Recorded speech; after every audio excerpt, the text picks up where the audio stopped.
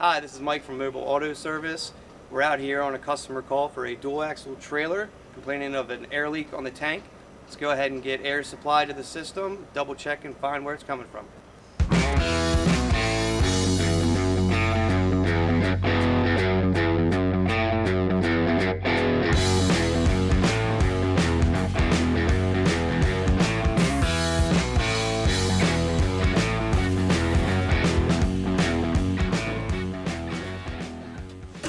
So right here along this weld, found out that's where the leak was coming from.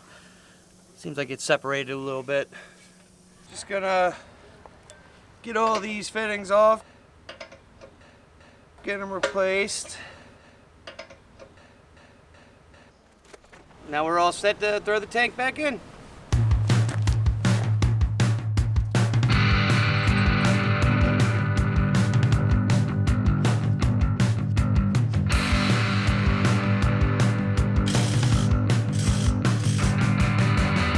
So we installed the new air tank, put all the valves and lines on, supplied air to the trailer, checked for any leaks. The brakes are releasing with no issues, and the service brakes are working with no leaks.